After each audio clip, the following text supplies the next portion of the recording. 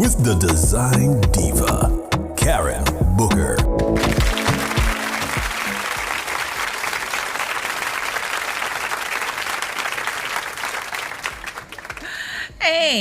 And we are back. And as you know, it is Child's Month. May is Child's Month. So we should be talking about all things children. We should be talking about, like scrapping some of the bad behaviors that we have through generations and reaching forward to what should be good. We should be talking about, trauma when it comes to children, and even trauma that we as adults experienced when we were children, and how not to bring it into our children's lives. So joining us today, we have Dr. D'Souza, who is a child and adolescent psychiatrist with clinical experience working with children, adolescents, and families across both Jamaica and the United States. She completed advanced training at Yale School of Medicine and Georgetown University. Currently practicing in both Jamaica and the US, Dr. D'Souza works closely with children facing challenges relating to trauma, anxiety, depression, behavioral difficulties, and family stress. Her work focuses not only on treatment, but also on helping parents, schools, and communities better understand how early experiences shape a child's emotional and psychological development. Wow. Dr. D'Souza is doing God's work. Dr. D'Souza, are you there? I am. So nice. Thank you for having me on your show today. Appreciate it. And thank you so much. Thank you so much for answering the call and just coming up, because our children are important. We were important as children, and sometimes we kind of messed up, but we don't want to mess up the current generation. You know what I'm saying? Mm-hmm. So when we talk about, because it is Child's Month and we really need to bring children into the forefront, usually we just say, okay, what we're doing for the children this month, but sometimes we need to talk about what's going on in their mental, So when we talk about childhood trauma, what exactly does that mean? Yeah. So when you think about the word trauma just really means injury. So if you think about somebody in a car accident and you taking them to KPH, they have had some kind of trauma to the physical body.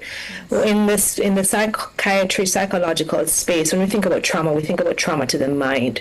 So when a person has experienced something that has a long-lasting impact on the mind, that even can shape the trajectory of how the mind develops over time. So that's how we think about trauma.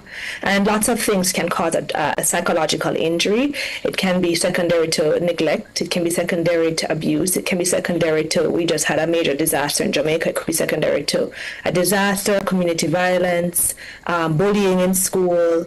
Those are some of the things that can cause psychological injury. Correct. Wow. And what are some forms of trauma that people often overlook? Oh, that's a really, really good one. I think bullying is overlooked. Mm-hmm. Because a lot of individuals, parents, even other students at the school may say that you just need to be able to handle it. Yes. You need to be stronger, you need to fight back. Yes. But they don't necessarily realize how impactful bullying might be on the mind of a child, yes. on their self-esteem, on their confidence, on their outlook, even later on in life. Yes. Another type of trauma that I think is often overlooked is neglect. Mm-hmm. Leaving a child by themselves for extended periods of time, expecting them to fend for themselves, expecting, parentifying or adultifying the child before their time. Yes. So that is a form of neglect where the child is really not able to develop appropriately, because a lot of how we develop occurs in the context of healthy relationships. Yes. So neglect is often overlooked. Right. And some of the things that happen to or communities at large, we might just kind of overlook it because we're desensitized as a nation. Mm-hmm. So a lot of the community violence, yes. Exposure to difficult things in the media, death in the family, death by suicide in the family, by suicide in the community, all of those things can cause psychological injury. And also, as you were talking, I'm thinking about girls and body shaming, peer pressure. Girls sometimes who are, a little bit more developed than before their time, and they're shamed. You know what I'm saying? And all of that. And it does create trauma. you know. Absolutely, absolutely. And of course, peer pressure. If you're consistently put down over a period of time and you start to internalize negative beliefs about yourself, and that shapes how it is that you view yourself and also interact with others, shapes how you attach to other people, how you interact in relationships, that is definitely a type of psychological injury. Yes. Do many parents sometimes underestimate how deeply children are affected Oh, by yes. certain experiences and Oh, yes. environments? I see it all the time in my practice, actually, not just in children, but in the Yes. adults I treat. Wow, So, wow. so I see adults who are coming in at age 35, at age 40, and are talking about, in short order in the session, the things that happened to them as a child and how it's impacting how they're operating in relationships, their inability to course. trust people, their level of insecurity, their perception of themselves, the chips that they carry on their shoulder, maybe secondary to a lot of trauma that occurs in the context of relationships where you expected to have a certain degree of trust for the person who is caregiving or providing care for you. Yes.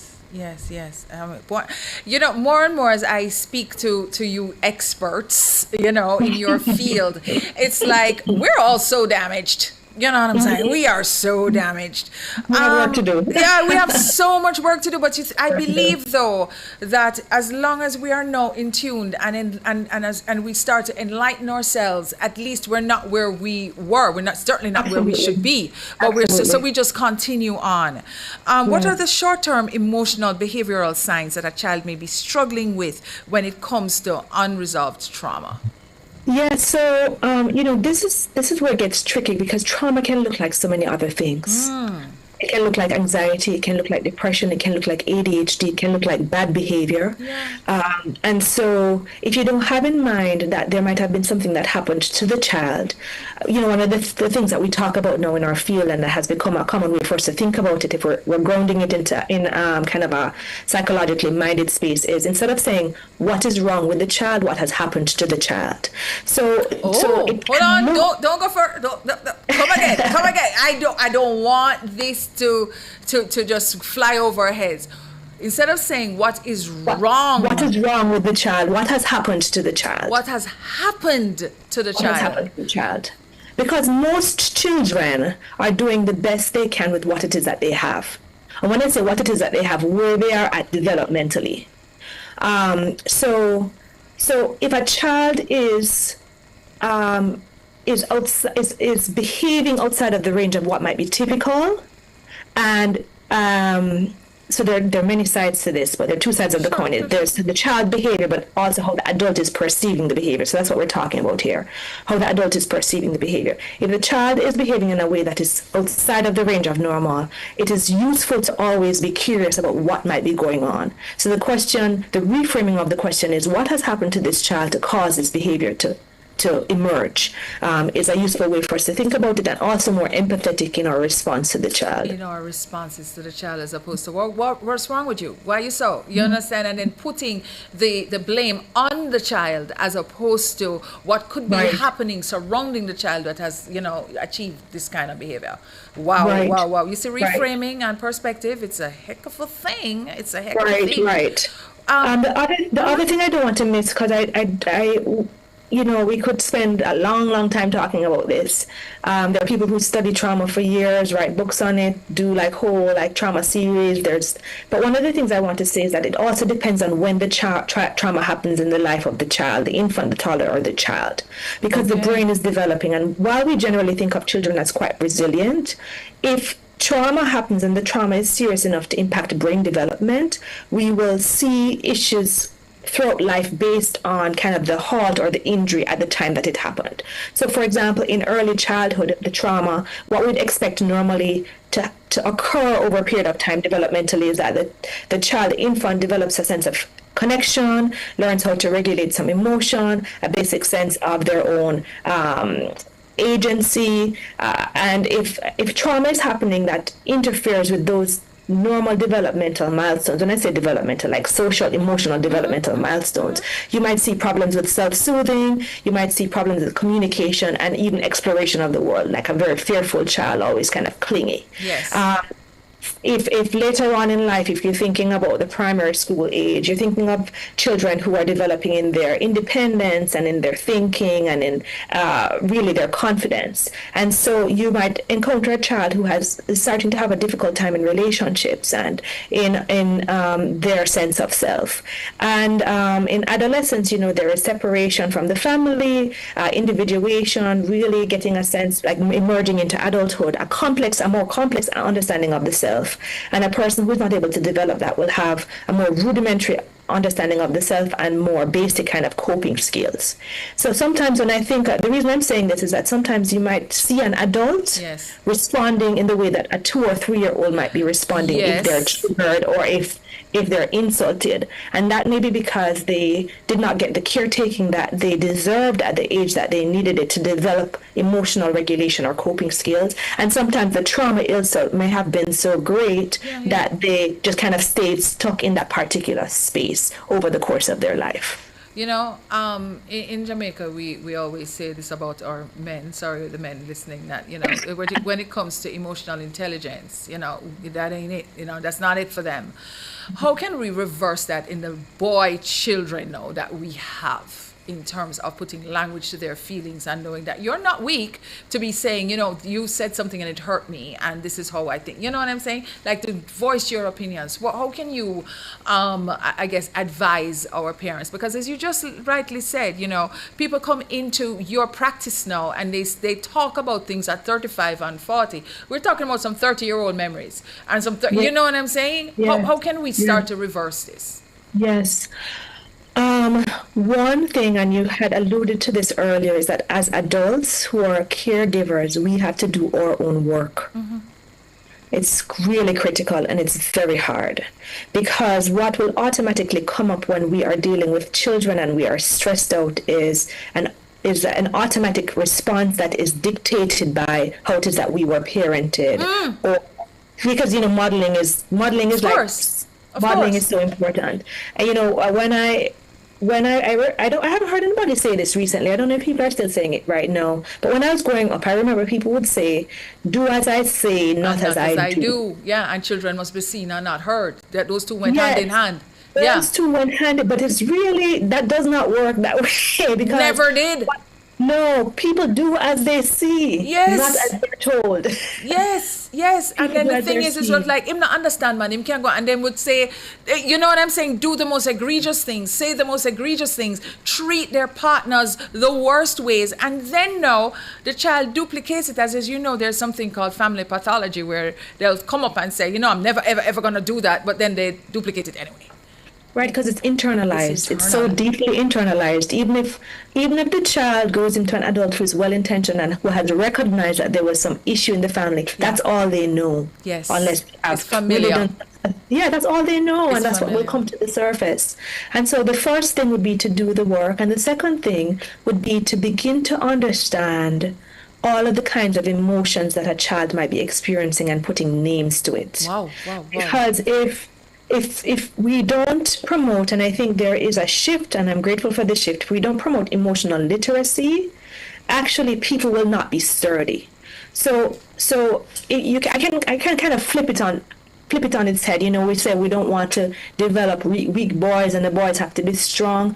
I do think that if an individual is not able to understand and manage their emotions and redirect themselves, then who is the weak person?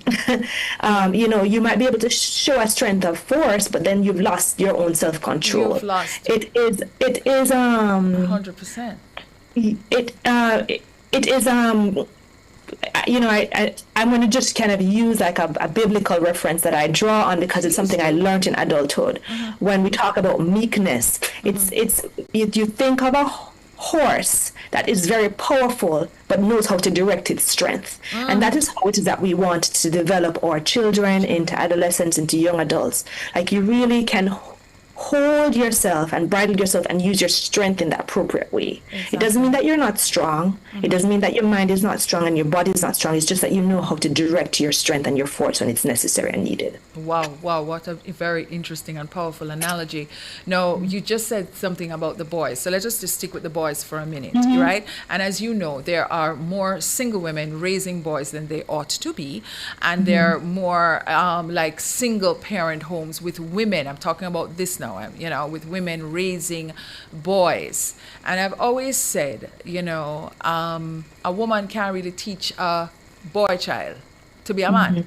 They can. We're nurturers. We can guide, but we're now thrust into that category because men are important in terms of leading, in terms of protecting, in terms of making sure. So, and I will say this at the risk of everybody coming at me, but it's okay that we have now raised a bunch of boys that are masculine women. You understand? Because we've taught the boys as single parents, single women raising boys, how to solve problems as a woman would. How to do things as opposed to a man standing up and saying, no, Chaji, I saw you for do this and I saw you for do that. You understand what I'm saying? Even to use the bathrooms, we have some of these boys sitting down.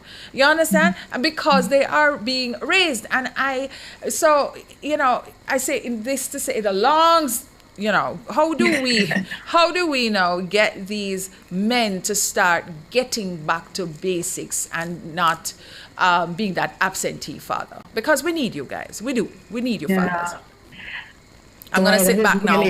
I think what you've said is so tricky, but a part of what has happened is that men have been, I think, systematically emasculated, so they don't necessarily feel secure or good in their role as fathers. Okay.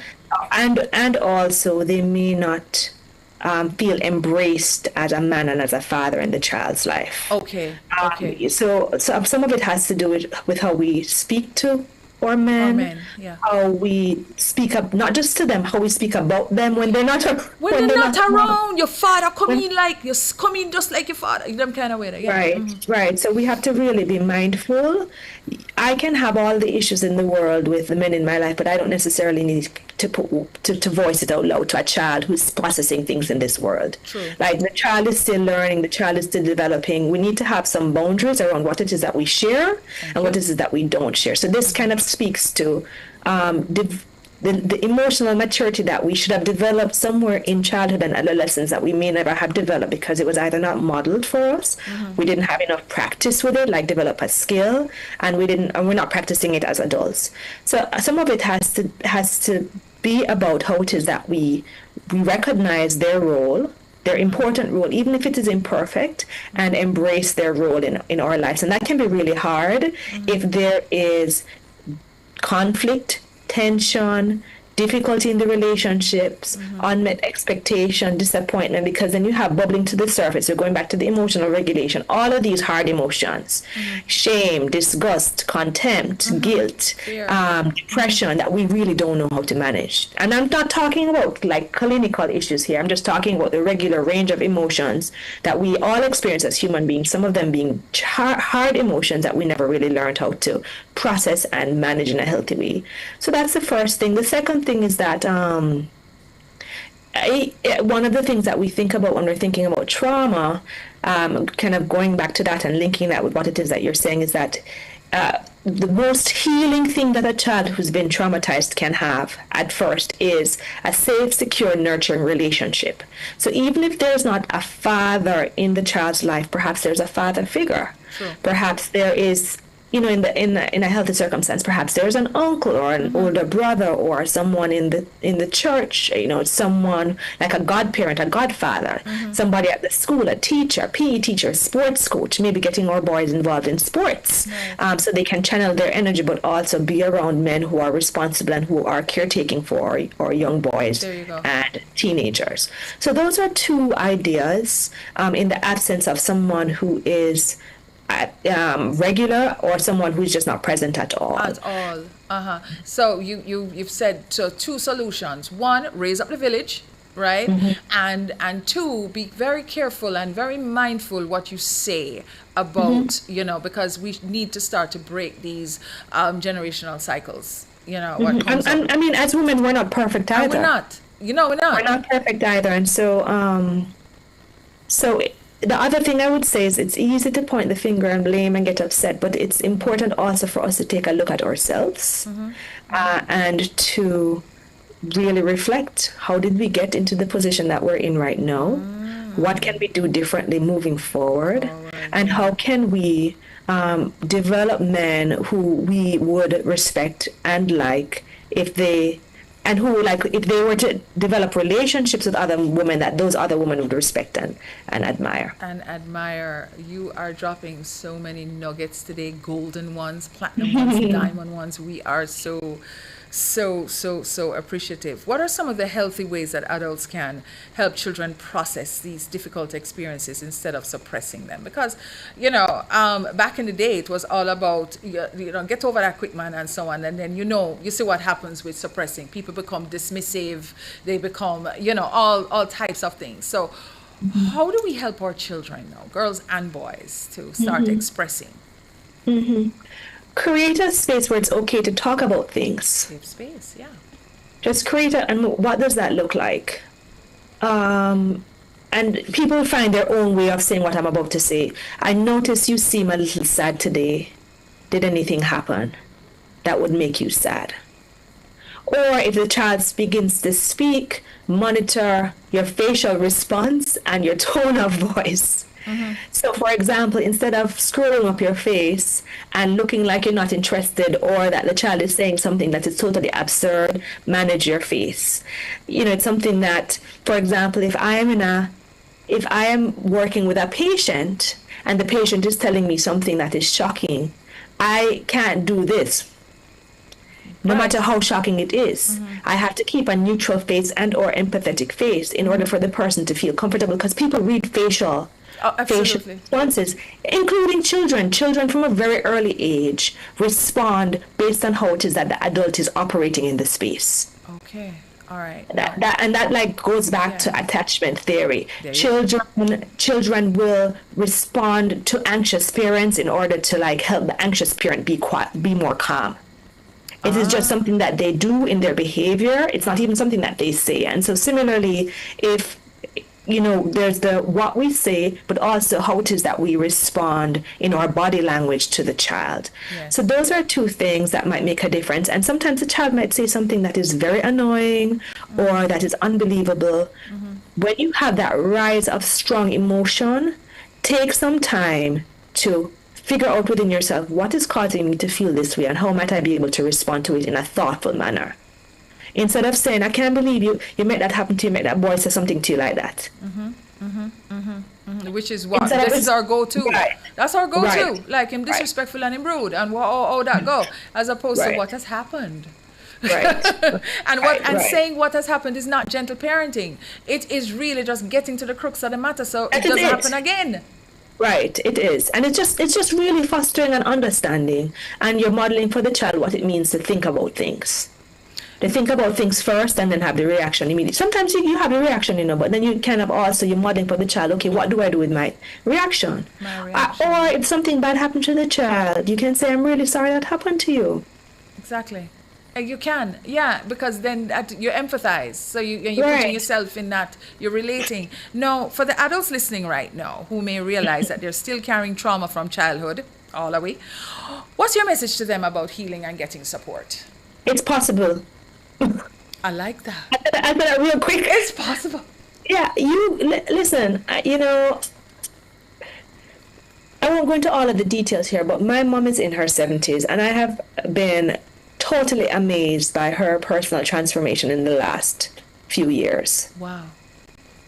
Right? During COVID, she just started to kind of dig deep into her own spirituality. And I mean, she will be the first person to say that she has grown a lot more in her 70s as it relates to her spirituality than she did at any other earlier stage in her life.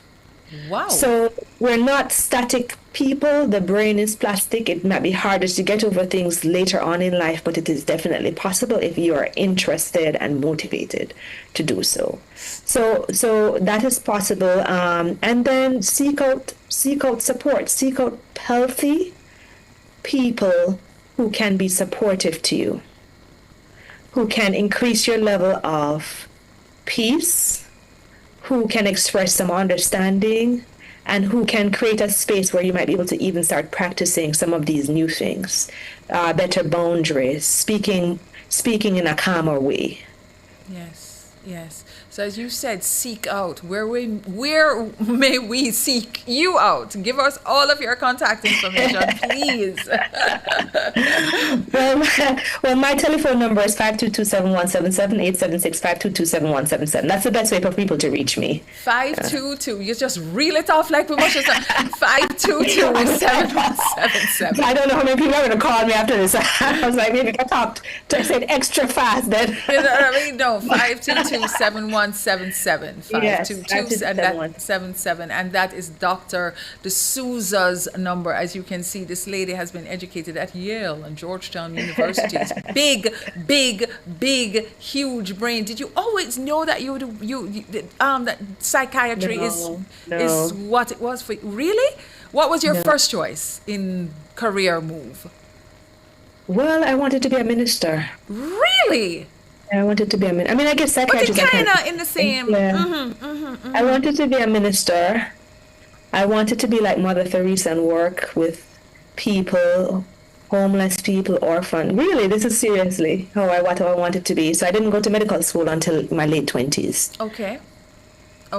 And what made the shift?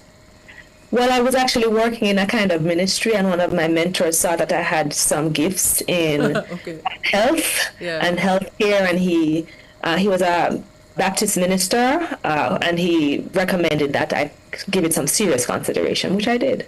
I had two mentors at the time. Wow. Who helped me, who directed me into that path, yeah. And you work here. So where is your office located in Jamaica? I do a mobile service. I do home visits. Okay. I also do telehealth. So that's how I do my work, yeah. That's how you do your work. And then, of course, we said in your introduction that you also work in the States as well. Mm-hmm. So I'm licensed in about 10 different states. I have patients there as well. Mm-hmm. Wow, okay. You're licensed in 10 different, anywhere in New York? No, What are the states? I'll mention the states: Florida, Michigan, DC, Maryland, Virginia, California, New Jersey, Arizona, and Nevada. Mm-hmm. It is interesting that you say that you are licensed in so many states, because that has brought awareness to the fact that you can't just go to anybody's space in a state and say, okay, you're going to practice psychiatry. You have to be licensed, and therefore, that's always a great and responsible thing to do, because it does you know what I mean? You can't just run, which is good. So we have to run, but can you just share, maybe I should just leave it to it. It's possible, because man, that was like such a great nugget. But just drop another one on us, so we can just certainly for the weekend start thinking about things in a different light. What I'm going to do, if you don't mind, real quick. I know that you guys are running fast. I don't remember the exact quote, but it's one of my favorite quotes. And it basically says, everybody admires the beauty of a butterfly, but nobody understands what it has gone through to get to where it is. The transformation from caterpillar to cocoon to the butterfly. So all that to say, and this is something that I tell myself all the time, and the second one is that, every day is a new beginning, and you really can't change the past, but you can move forward and move forward differently. Exactly. Forget the past and then just reach towards what's to come. So not forget the past, but don't ruminate on it. Don't ruminate. Yeah, sometimes we have to forget the past. Hear me, I tell you, because it's true. It's true. Some of us sit down there, and the past is what we're holding on to, because we're love the victimhood, and we just love to say, this is what happened to me. No, man, we have to forget that, man. I just shed that. It's too heavy. Dr. D'Souza, thank you so very much. Thank you for just joining us, and we hope that you will come back, because we have so much more to talk about. The conversation has really and truly just begun. So thank you. on behalf You're of welcome. the whole staff here at NNN, on behalf of our studio audience, and of course everybody listening to you in Radioland. You really made a Yes, mark today. So we thank you so very much. you're most All welcome. right. So, guys, we gotta go. Oh my God. So, design is not just what it looks like and feels like. Design is how it works. Steve Jobs said that. And remember, Dr. D'Souza just said this.